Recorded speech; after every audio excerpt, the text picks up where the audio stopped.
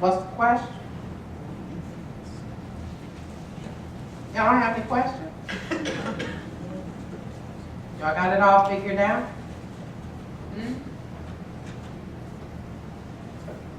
Well, I'm not saying I have all the answers, but I know that God does. And for those of you who want to sit back and let me tell you what the questions are, I'll do so. Your readings were talking about how we think we see reality clearly, but we adjust our version of events around whatever is important to us. We may read the newspaper and hear about the nuclear radiation plant that's like all sensitized and spreading radiation all over and everything's out of control, and start looking at all the nuclear plants on the Pacific coast and wonder what's going to happen there, and start running to go get some kind of iodine and all of this stuff because you think that the radiation is just going to permeate your whole being, because your question is, am I safe? Your question is, will life as I know it continue? I'll tell you right now, no! It's not supposed to. Your life is not supposed to continue as it always has been. Breathe. Okay? Because this journey is all about your soul's unfoldment. This journey is all about your soul's growth. This journey is supposed to have twists and turns so that you can make adjustments to your way of looking at things. Because your way of looking at things is limited. It's small. You haven't had an opportunity to expand in your awareness because all of your indicators outside have been directing you toward what an ideal is in your own very life. You look at our flyer that has to do with the youth and family ministry that started today down the hall, and I see these wonderful children that are down there exploring the unfoldment of their soul. And here you have a black family, and here you have a white family, and here you have a lesbian family who have Asian girl daughters. Now you have many different ways of knowing family that are not even limited to that. You have grandparents raising children. You have homosexual men raising children. You have single parents raising children. You have many different configurations of what a family looks like. And then you have a broader idea of family that excludes no one. Because we are a human family, and so when something occurs to a member of the family, even though they may be on the other side of the world, there is something within us that gets activated. There is something within us that feels some kind of pain because we share a pain.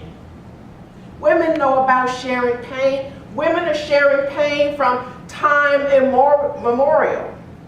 Because what has occurred in the persecution of women throughout time continues to be part of that cycle that women go through every month, whether or not they have completed that aspect of their life. Because there is something about the way that the women who were in Salem were persecuted because they were in total alignment with their divine self. There is something about the nature of God that has an answer to every question.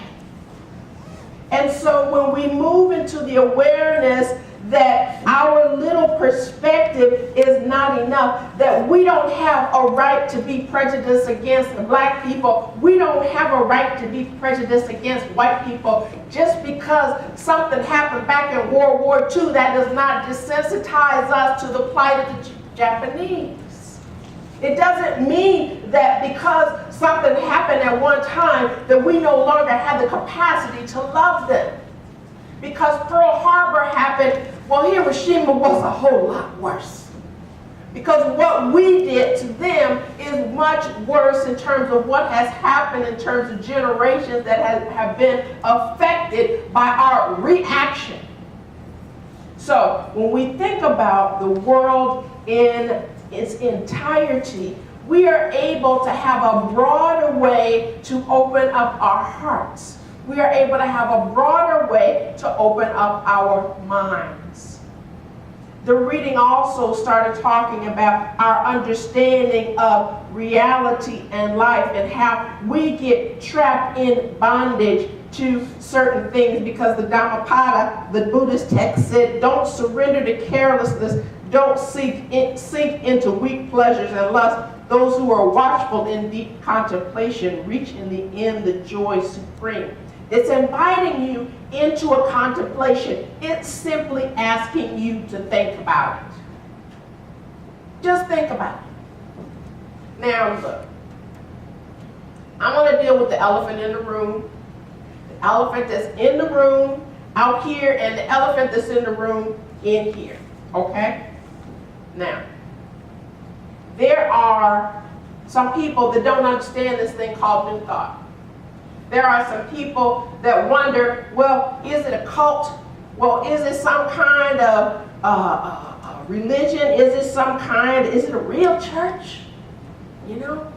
And then they start talking about, well, you know, black people, they're Christians. They're supposed to, you know, hear from the Bible, and we have to speak the word, and this isn't a thing that's just a part of a belief system. This isn't just boiled down to a religion. You don't see a whole slew of black people in New Thought who are not talking about Jesus, but there's a certain portion of New Thought that is very limited in its attraction to black people. It is very limited in its attraction to people of color who may be Latino. And so we come with this idea of New Thought, and there are some of us who don't understand what that means because we start to embrace things like Hinduism and Buddhism and Jainism and Sikhism and all of these things that people have no idea about. And then they wonder, well, I don't know, because they're not talking about Jesus, I don't know what that is. And then if you start to go to this church and you start talking about what you learned about the nature of God here at Power of Oneness, and they say, well, child, when you going to church? I ain't heard you say nothing about Jesus. Well, maybe they didn't, but they could have. Because the thing about it is, the reason that black people come in and out of the New Thought centers, especially the ones, because 90% of them are all white, but the ones that come into New Thought centers don't really know how to deal with it because there's a certain price to pay to be a member of a New Thought church. Is that an elephant? Can you see it? Does it have spots? Huh? Is it touching something that sounds familiar to you? Because I know that this is the truth. And there are white churches who cannot keep black people coming back to them because they don't see any black people in the seats. And there are white churches that don't have homosexuals coming back to them because they don't see any homosexuals in the seats. Because we are so used to being in a limited way of showing up that we say, well, there's got to be something there familiar in order for me to keep going back there. Because I don't know if I'm welcome there. Well, if anybody doesn't know that they're welcome at Power of Oneness, then I'm doing something wrong. If there's somebody that doesn't feel like their ethnicity, their religion, their economic class, their ethnicity is not welcome here, then I need to be fired. Because my business is here for only one thing, and that's oneness.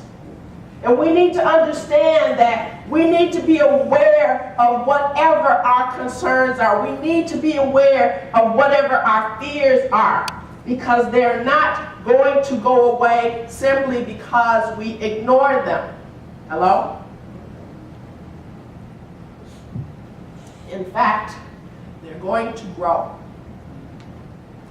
So, there was a diversity seminar in San Diego. And these were some of the things that we were talking about. You see, people, even in New Thought, like to be invisible. Because Religious scientists don't like to say that they're religious scientists because that sounds something like Scientology and everybody knows them people crazy, whatever. Or Christian Science, other people don't go to the doctor because they don't understand, because religious scientists are in the closet.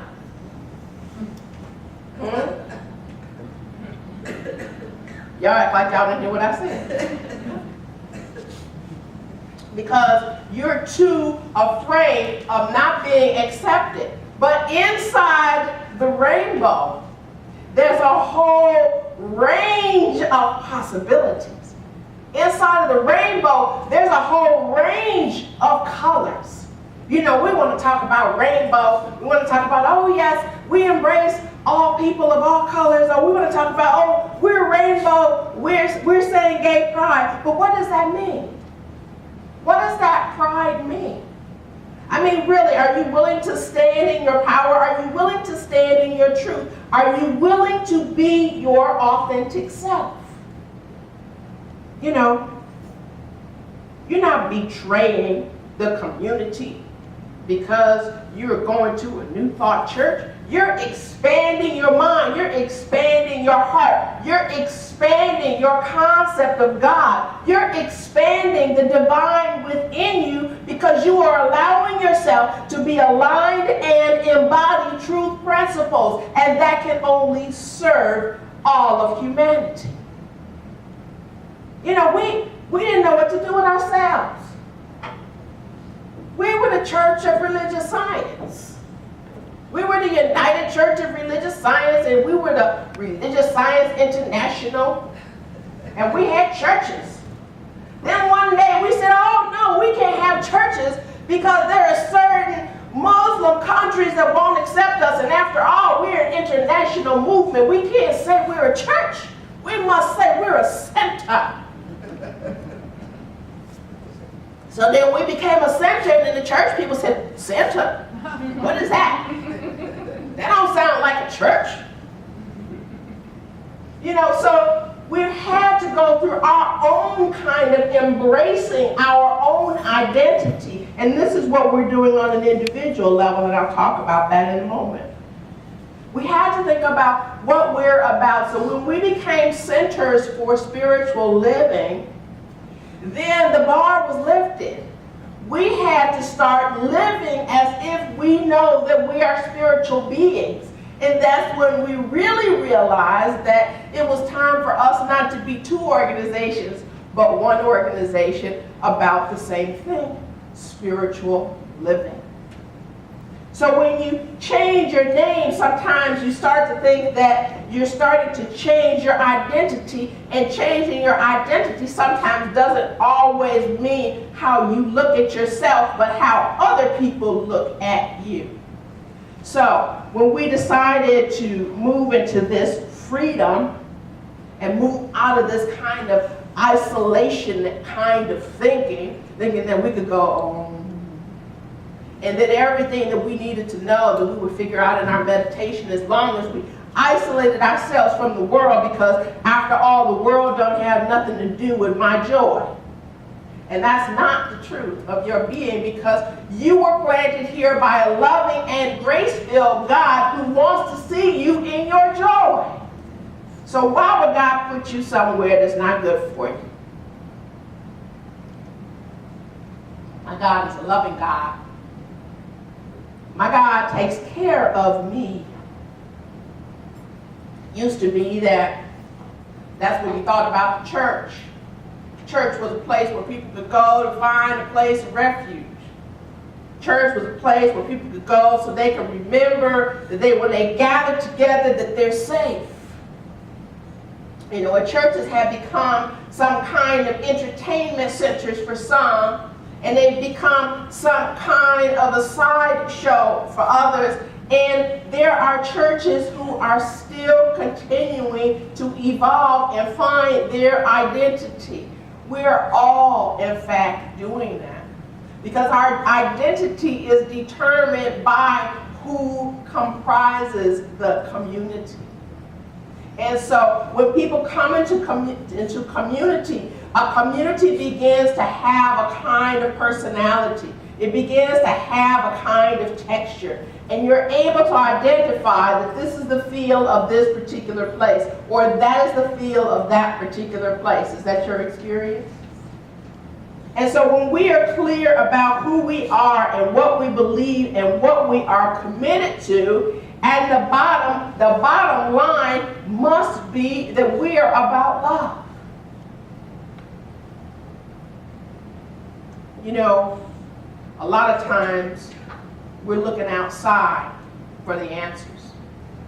A lot of time we're searching on the outside for what can make us happy. Well, if I get this house, well, if I get this car, well, if I get this man, well, if I get this woman, well, if I get this, that, the other, then I will be happy. Because you know, once I wear that dress, I'll just be looking so fly and everybody will know how hot I am.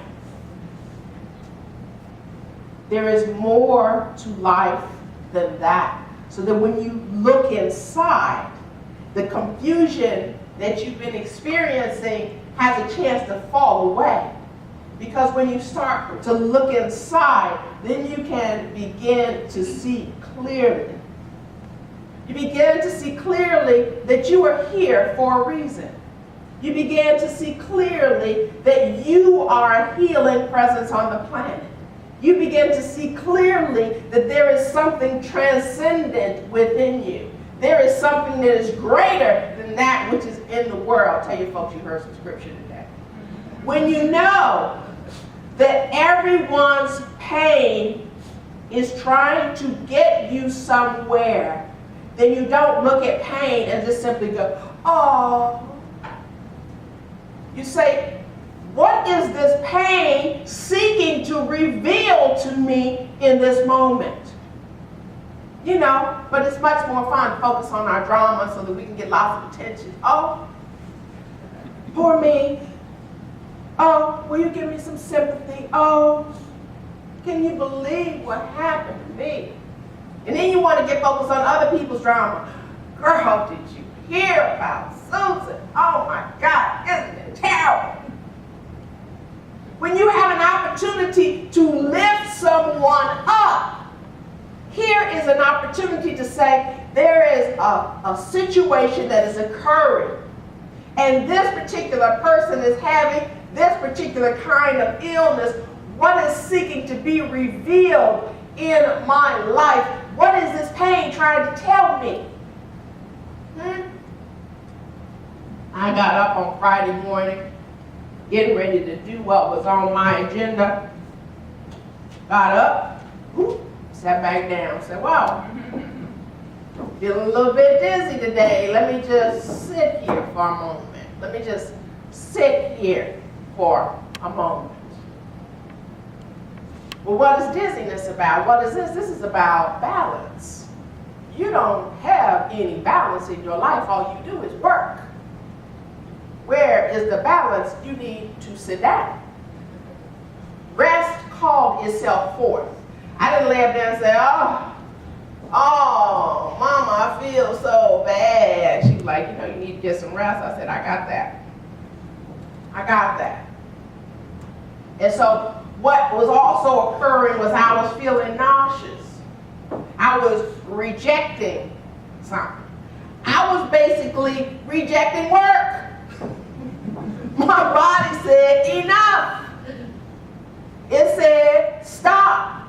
And I slept for most of the day. I cannot remember the last time I did that. When your body is carrying information for you, you must listen to it.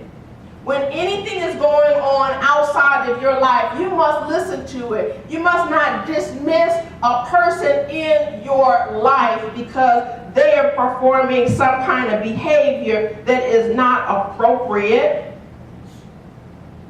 Because you can allow somebody else's personality to take you away from your authentic self when you go into judgment. But Reverend Michael was interviewing Debbie Ford the other day, and she has a book called The Shadow Effect. She has got about 8 books, and she only deals with the shadow side of life. She also has a movie, The Shadow Effect, and I'm considering showing on Good Friday. I have to talk to the Core Council about that later. But what we want to look at is that there are parts of us that are not pretty. And we want to shove them under the rug. We want to act like they're not there. Oh, I'm fine. You know, we want to act like that pain that we've been carrying since we were children is not real. We want to act like, well, you know, it's mama's fault, or it's daddy's fault, and they shouldn't be so this, or they shouldn't be so that. You know, well, you know, you don't want to be selfish, and you don't want to speak harshly, and, you know, what about the yin and yang? What about the allness of God? What about that you have to accept all that you are? What about that you have to love that part of you that is being mean? What about, instead of just looking to be kind, that you have to also embrace that part of you that is downright nasty? What about just, instead of just looking at what there is wrong going on inside of you, or what's wrong going on inside of somebody else, and look at that dark side and embrace the dark side of our being with love? What about the holiness that is within, that is embracing the all? God is the answer. Because we can come up and start naming ourselves different things. Oh yes, well, you know, today I am Paraatma. I used to be Jessica. Yes, well, I am Buddhasa, and I used to be Sheila. And yes, I am Adman Gandhi, but I used to be Jethro. You know, I'm Hisapa. And I used to be Shirley, and you know, I'm Buddha-san, and I used to be Mike. You know, if you change your name, that don't change who you are. If you change your name trying to be some kind of spiritual prototype that you don't even know that the darkness about you is seeking to be loved, then you need to go check yourself, Jethro. I mean, you really need to look at the infinite possibilities that lie before you for your growth, development, and unfoldment. You see, the light of God's love can shine on all of those traits. And Debbie Ford has a trick she calls a shadow trick. So she says, well, find the quality that you love about yourself. Find one now, find it. Now, once you see it, see how it works in your life, be proud of it. Just feel the pride about it. Now, go to the polar opposite. See what that quality is. Now, if you think that your quality is open-mindedness, and that other side is narrow-mindedness, then you may want to look at that part of you that is narrow-minded and loving. You may want to look at that aspect of you that seems to be dark. Because the only person we can't see is ourselves. We can see everybody else. We can make judgments about everybody else. We can decide what's wrong with everybody else. But when we're looking at everybody else, the thing that we loathe in somebody else is the thing that is within us that we are not looking at. It's the thing within us that we are trying to hide. But it's that very shadow that is driving your life. So, acceptance is key. Acceptance is key because that is exactly what God does. Ernest Holmes tells us.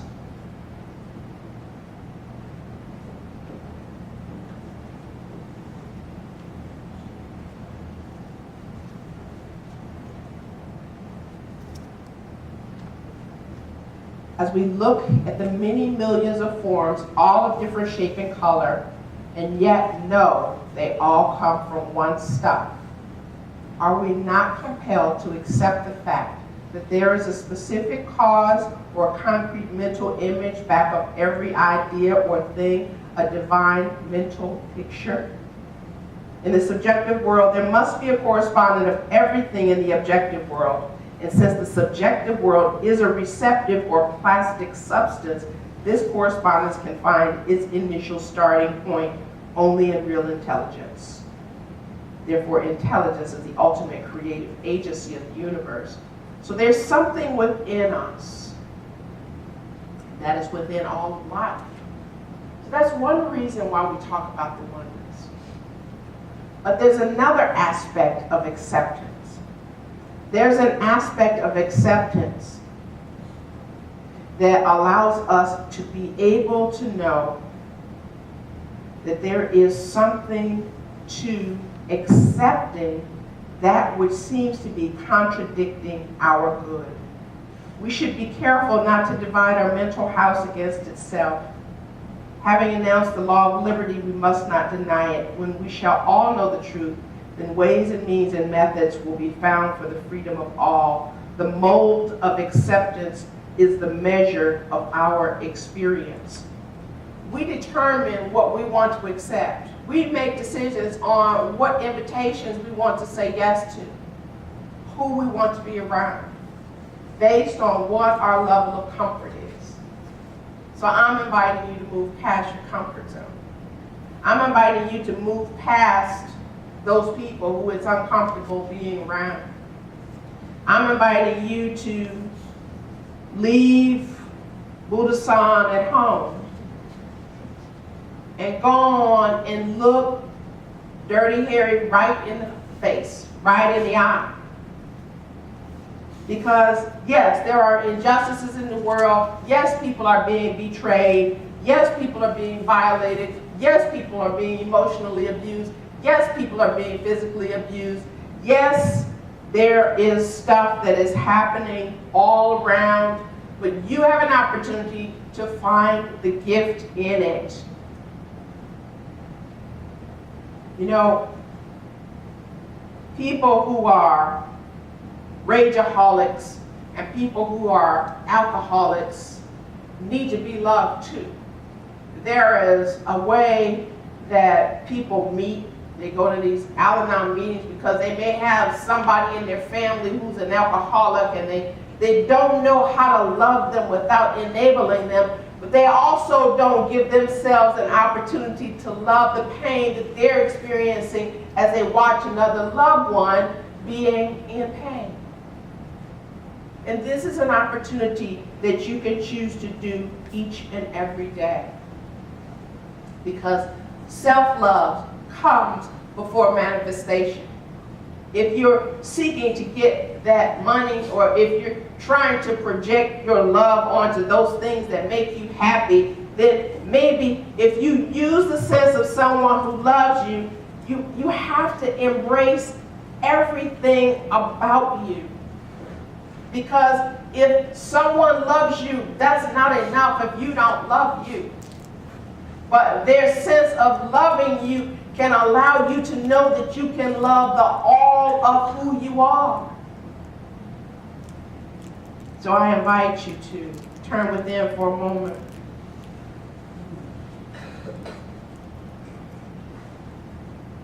I invite you to simply move into the awareness of those places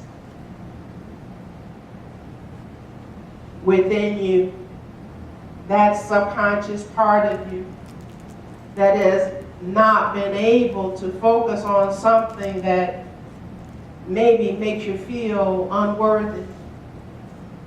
Maybe we're no longer willing to hide our light.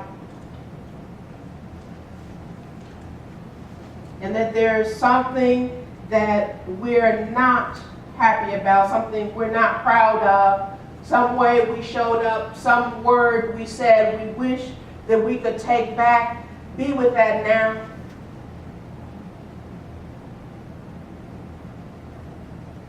And know that the divine that is within you is embracing that part of you and loving you unconditionally, loving you wholly.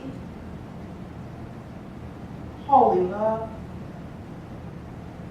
is embracing even that dark, nasty, ugly place inside of you. It loves you. Know that you are worthy to receive its love. Let it love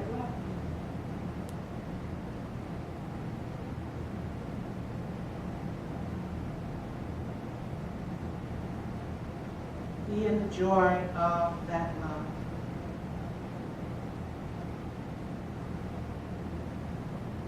And when you have more joy, more love, then you can stand and you can bring your eyes open and come back into this room.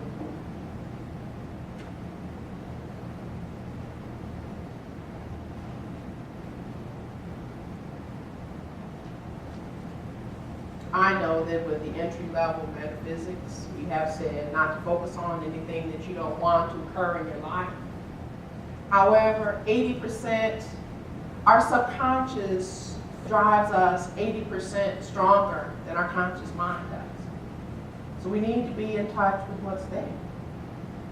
You cannot keep putting ice cream on top of poop, because after you get past a few layers, guess what you're going to be eating? And just to know that it's more important that you are rich in your internal world.